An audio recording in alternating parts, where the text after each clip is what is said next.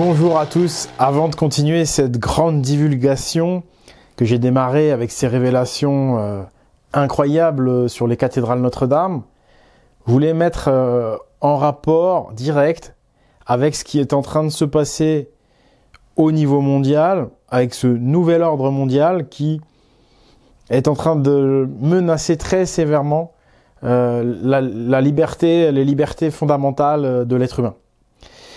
Et je pense que ce n'est absolument pas un hasard si nous ouvrons enfin les yeux sur ces monuments construits par les anciens bâtisseurs.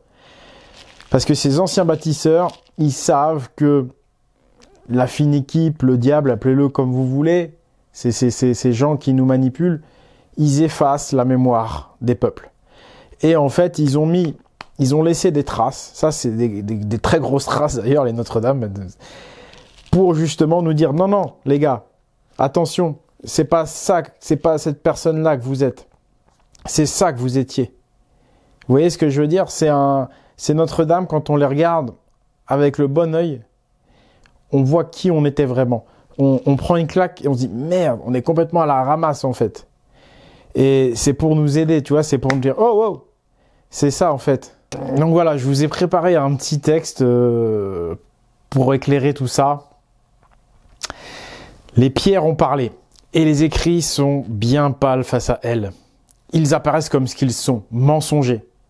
Ces emblèmes odiniques, celto-nordiques, nous les remarquons enfin, et ils nous crient. Nous étions des Celtes, nous étions des Vikings, et nous étions des bâtisseurs. Cette vérité sculptée dans Notre-Dame, c'est une énorme corne avec un grand K, déposé dans le bénitier de cette fine équipe de laveurs de cerveau. Malheureusement, nous ouvrons les yeux très tard, à un moment terrible dans notre histoire où nous allons peut-être être marqués et surveillés électroniquement comme de véritables esclaves. Mais comment en est-on arrivé là? Revenons à la cause première, la cause des causes. Enfermés dans une prison de mensonges depuis des générations, la mémoire collective de notre peuple a été effacée, comme flashouillée par des agents Men in Black aidés par des allumeurs de bûchers. Nous n'avons pas seulement oublié la fonction et l'identité de nos cathédrales, nous avons carrément oublié qui nous étions et d'où nous venions. En tant que peuple, nous avons oublié notre propre nom. Notre identité, nous sommes des orphelins à qui on a enlevé tout repère, toute valeur, toute fierté.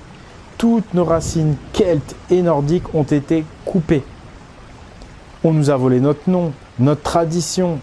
Nous sommes un peuple amnésique qui sera toujours manipulé et soumis tant qu'il n'aura pas retrouvé sa véritable famille d'âme.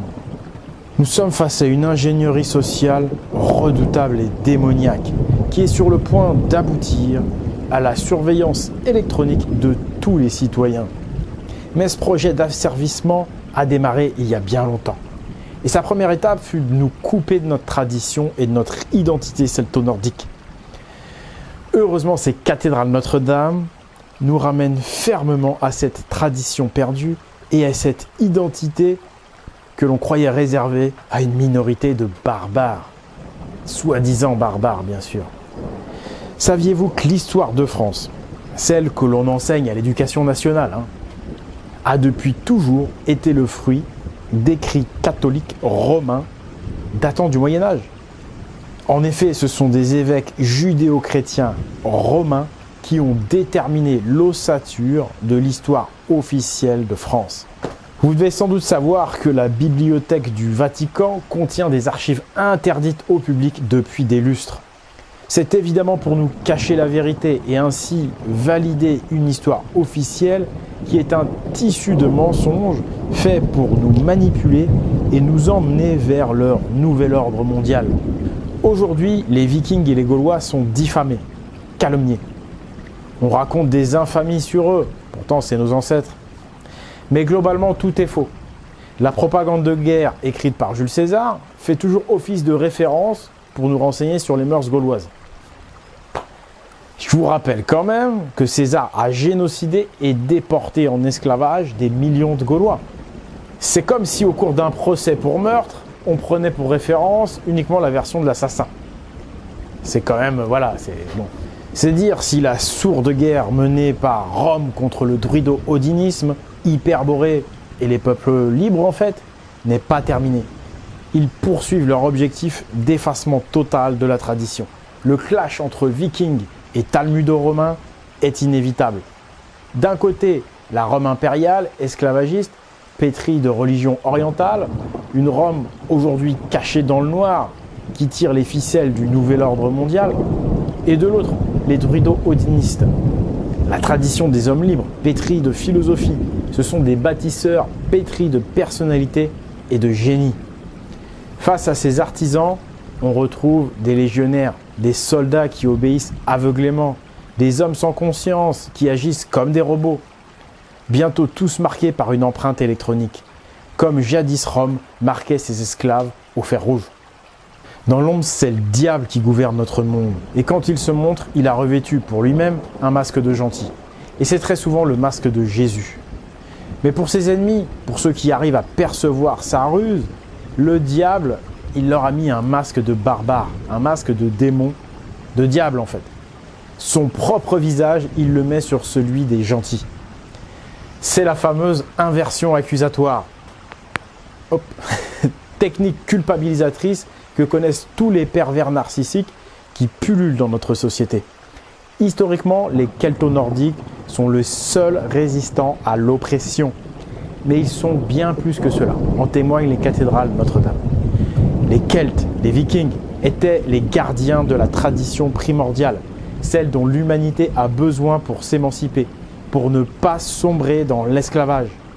Cette tradition combattue à mort par les agents de l'Empire est une tradition tellement vitale et tellement en danger qu'il a fallu élaborer un langage codé pour pouvoir la transmettre.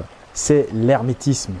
Et il a fallu utiliser le média le plus solide et le plus durable qui existe sur Terre, la pierre. La pierre ne brûle pas, la pierre dure. Elle est faite pour parler aux générations suivantes. 150 ans pour faire une cathédrale, s'il te plaît. On n'est pas là dans la recherche de rentabilité. Non, on est dans l'altruisme pur. Aujourd'hui, ce serait impossible de refaire une cathédrale pour cette raison. Avec l'art gothique, on se retrouve nez à nez avec l'altruisme, le don, bref, nez à nez avec la tradition primordiale. Les mégalithes, les pyramides et les cathédrales sont faites pour transmettre la tradition à travers les époques. Ces constructions réchappent à l'Inquisition. Elles délivrent un message qui nous vient de nos sages ancêtres, les sages gardiens de la terre, et c'est un message d'amour, un message qui sauve. Mais qui sauve qui? Qui sauve quoi? Le cœur. Ce message sauve notre cœur de la pénombre, de la peur dans laquelle les agents esclavagistes tentent de nous tétaniser. Ils essaient d'éteindre notre cœur, notre âme, par la peur. Mais l'âme et l'esprit de nos ancêtres se trouvent dans Notre-Dame. Et leur sublime intention de nous transmettre leur flamme revitalise nos cœurs profondément, jusqu'à toucher notre âme.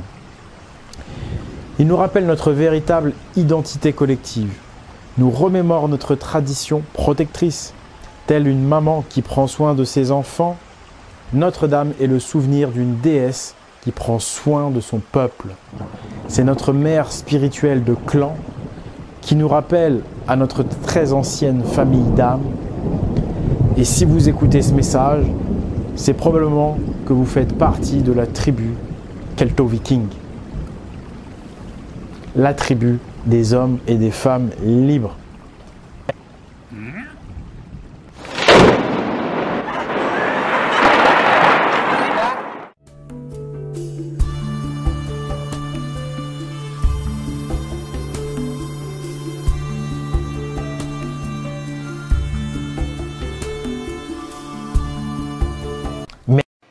Merci infiniment pour votre attention. Restez attentifs et abonnés à la chaîne.